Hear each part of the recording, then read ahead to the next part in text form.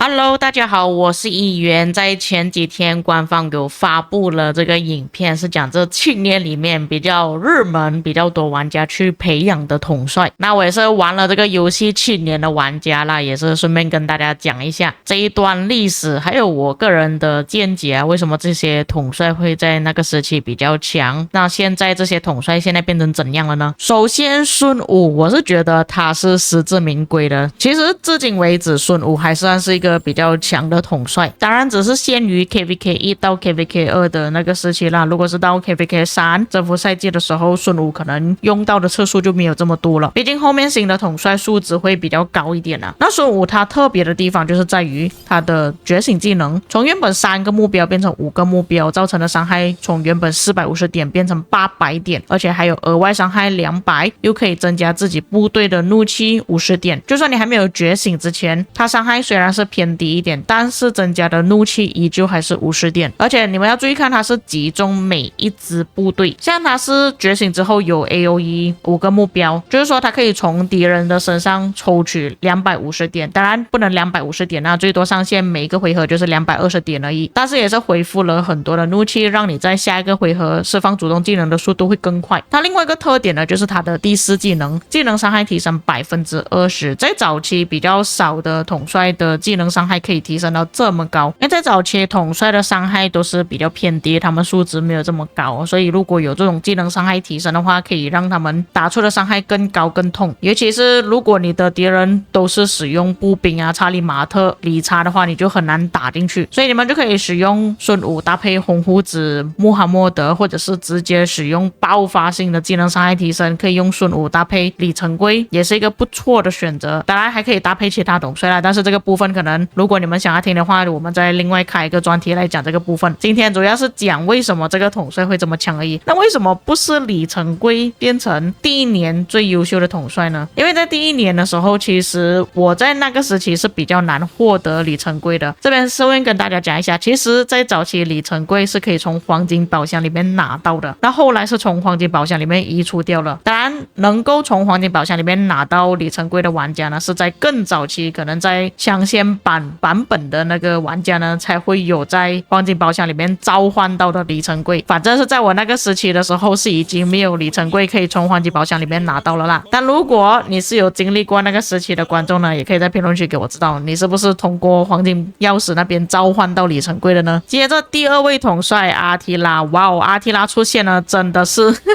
全场压轴最亮的仔就是阿提拉了。但其实你们可能不知道的事情，就是在阿提拉出现之前，其实比较亮眼的是武则天。当时候我们获得武则天的方法就是 KVK2 结束之后就会给我们武则天，但是只有少数玩家拿到而已啊，不是全部玩家都有的。但是那时候武则天驻防真的是太强了，就变成说只要是他驻防的旗帜要塞你都没有办法打下来。然而不久之后呢，官方就推出了阿提拉，直接克死了武则天，并且阿提拉推出的时候刚好是打着联赛的时期啊，我记得那个时候我们可以看到每一个集结几乎都是阿提拉负责去开的集结，只要阿提拉的集结开出去，不管是旗帜、要塞、城市都可以给你轻松的打下来。而且阿提拉也是当时候唯一一个统帅是不需要用到技能伤害提升的，在那个时期也算是比较特别的吧。那因为阿提拉是 K3 的统帅，他也是骑兵嘛，骑兵优先推出，之后才是到步兵、工兵、领袖。但是等到其他兵种出现的时候都比较晚期了，可能玩家都没有去来得及培养。因为在同一个时期呢，除了阿提拉之外，关羽也是非常出名的，也是比较多玩家去培养的，并且你们也知道关羽其实也是用了很长一段时间。但是如果是说当年的影响力的话，关羽的影响力还不至于像阿提拉这么夸张。阿提拉是直接扭转了整个驻防跟集结的体系，骑兵玩家也是在那个时期终于扬眉吐气了。那接下来我们看的统帅就是芝诺比亚，其实这个也很容易解释啊，就是阿提拉的集结太强了所以他们只好设计了另外一个驻防统帅去克制阿提拉。但是其实在阿提拉出现之前呢，有其他的驻防统帅，这个可能大家都忘记了，就是阿尔特米西亚跟李舜臣还有迪奥多拉。但是这3位统帅呢都不能撑起大旗啦，除了李舜臣之外啦，当时候迪奥多拉比较多的玩家是用于驻防自己的城市，当然用于旗帜跟要塞也是有啦，主要是看围殴的部分。但在那个时期比较多的还是用李舜臣，然后到后来出了第4代的统帅，我们才看到芝诺比亚的出现。那为什么没有人要用阿尔特米西亚？主要是工兵当时候也不算是一个很硬的兵种吧，但其实我当时候就已经对阿尔特米西亚做出了评价。其实实际上用下来，阿尔特米西亚是在当时候的工兵里面是很硬的统帅，但因为他的技能有自残的问题，就是你们可以看到他的主动技能对自身部队造成1次的直接伤害还有对自己造成的沉默效果，所以就在那个时期比较多的玩家就觉得说，哎呀不行啦，这个统帅不能用啦。但其实如果当时候有玩家去使用阿尔特米西亚搭配武则天啊，搭配西德啊，搭配李成桂啊，可能会有不同的效果也说不定。但因为当时候毕竟还是有兵种克制的问题，工兵是被骑兵克制的，然后只有步兵克制骑兵，所以大家就等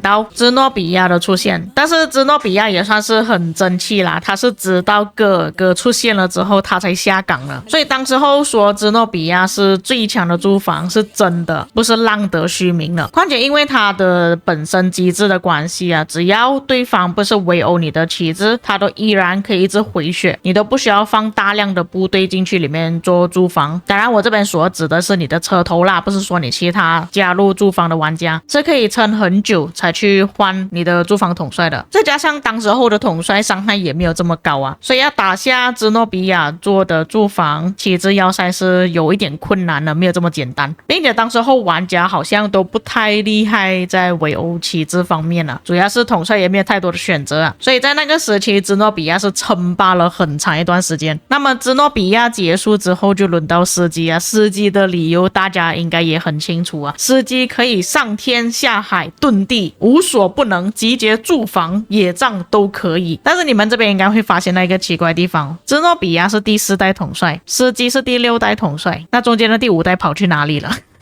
那我们来看一下第5代统帅啊，看第5代统帅到底是出现了什么牛鬼蛇神，为什么没有在那个排行榜里面。因为我们这边可以看到第5代统帅就有项羽啊，亚德维加。亚德维加在当时候其实派不上什么用场啊，我到现在对亚德维加的评价还是很糟糕的。项羽的话是因为他的那个递减 25% 太高了吧，虽然还是有很多玩家使用了，但因为他的那个减益效果实在是太强了尤其是如果被太多的 debuff 攻击的话，他那个行军速度会降低很多，这个是最头痛的地方。那托俊金大家也知道什么原因啊，甚至都没有玩家想要去培养他。巴加尔搭配哈拉尔纯属就是一个反伤比较高比较硬的步兵搭配而已。基尔加美什当时候比较多的是集结的玩家使用，阿曼尼更加是派不上用场啊，驻防就那一段时期而已，之后就马上被淘汰了。结果你还是需要用芝诺比亚，本多忠胜更不用讲，他的怒气这么慢才释放，鬼才要去用啊而且那时候也是发生了不少的争议啊，讲他的伤害啊，讲他的机制啊，必须要自己的兵力下降多少才会有提升啊。这个苏莱曼我甚至都没有看过有多少玩家去培养苏莱曼。这经过了这一段很黑暗的时期之后，我们直接跳到了司机的部分，所以你们可以理解了吧，为什么第5代没有一个派得上用场呢而且司机出现之后，之前那个项羽什么鬼啊，垃圾来的，不用看了那虽然司机现在已经是没有用了，在当时候不应该讲当时候啊，司机已经是用了很长一段时间了，所以我觉得大家不要觉得说很后悔去培养司机，他很烂，觉得他没有什么用。其实至今为止他还是有一点用处的，只是随着版本的更新，他可能不是这么强，不是这么热门了。但是用下来毕竟都用了好几代吧，然后它的用途又多，所以我是真的觉得很值得。主要是司机当时候的3位提升太夸张了，20%、20%、20%然后他的伤害又高，他又有那个夹击伤害，让对方的防御力降低，就是有一个破防的效果。如果你们当时候搭配项羽的话，就是双破防的组合，分成2队或者是搭配在一起都可以。而且司机的出现，它不只是取代了原本的项羽，它还拯救了阿提拉。当时候还有一个比较热门的搭配，就是用阿提拉搭配司机去做集结，这个是我也没有想过可以组合的搭配，毕竟一个是普攻，一个是技能伤害统帅嘛，所以是让我感到蛮惊喜的。当时候司机出现的时候，那司机出现了之后，下一个就是轮到贞德。贞德的原因其实也是很简单，是因为当时候除了铁木真他是可以再次释放自己的技能之外，下一个就是贞德了。但是贞德的技能释放会比较稳定一点，而且贞德它不是只有伤害，它还有 buff 的效果，怒气恢复。不过我个人觉得，如果比较起就是我们觉得说很强的统帅来讲呢，贞德其实不算是很强了，因为你们可以比较起司机啊，哇，司机又可以驻防集结野战都可以，贞德它只能用于野战而已。但是贞德有一个比较特别的地方，就是它的爆发非常高，这也是它可以生存到这么久的原因吧，我觉得。再加上它是为数不多真正有 AOE 的骑兵统帅，在贞德出现之前呢，拥有 AOE 的统帅就只有项羽，但是项羽太过脆皮了，他又爆发比不过贞德，所以他就被贞德给取代了。剩下的骑兵统帅就真的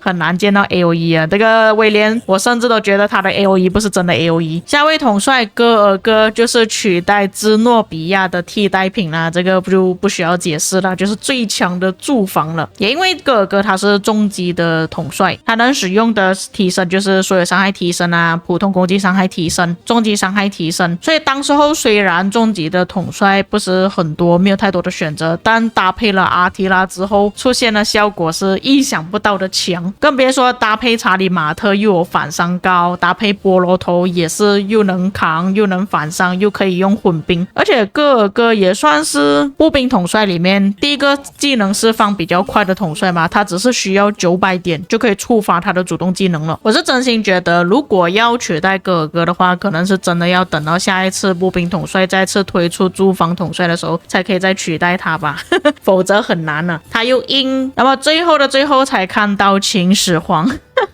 你们可以看到这边一排过去呢，都是骑兵、步兵、骑兵、步兵、骑兵、步兵，就只有一个工兵，太惨了。那秦始皇这个也不需要说明了，秦始皇他是唯一一个统帅可以有打6个目标的，在同一个时间。因为他的技能这边描述呢是讲他这个5个目标呢是没有包含目前正在攻击的那一支部队，所以实际算下来是有6个了。而且秦始皇的报告也是非常离谱的，比较起其他的统帅，他只是一个队伍的报告就可以把你其他所有的队伍损失的部分赚回来了，甚至还比其他的队伍所赚取的报告还要更多，可能多出好几倍，3倍以上。秦始皇也算是一个攻击方式比较特别的统帅吧，他是直接把原本的普攻变成了技能伤害。所以你问我秦始皇什么时候会被另外一个统帅取代呢？我觉得要等很长一段时间了，毕竟他又有原型的 AOE， 他技能释放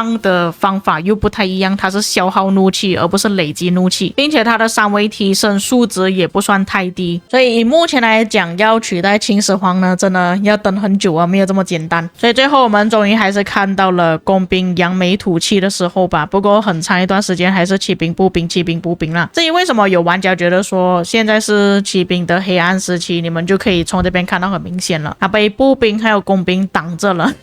因为可能是之前骑兵连续2次都太强了吧，所以官方他们要稍微克制一下，不能再设计太强的骑兵了。但是在万国觉醒里面呢是有一个顺序的啦，就是一个兵种强势之后变弱，它之后还会变强的，所以你们可以稍微期待一下之后的骑兵啦。那前几天我有跟我的队友讨论，就是骑兵现在变得很弱的问题，他讲策划有讲过下一个骑兵设计会很强啊，那其实他并没有这样子讲，他这里是讲有玩家提议他们设计一些比较强的骑兵统帅。但是你们看下一句，他是讲我们会考虑，他没有说肯定会出比较强的骑兵统帅啊。那当然，今天我们看到这边在榜上拥有的统帅呢，也只是在那个年份比较出名、比较强力的统帅，不表示说现在还是很强的统帅啦。至于现在有哪些统帅比较强呢？你们可以看我的影片，我在2个月之前就已经有做了这个统帅排行榜啊，你们可以参考参考。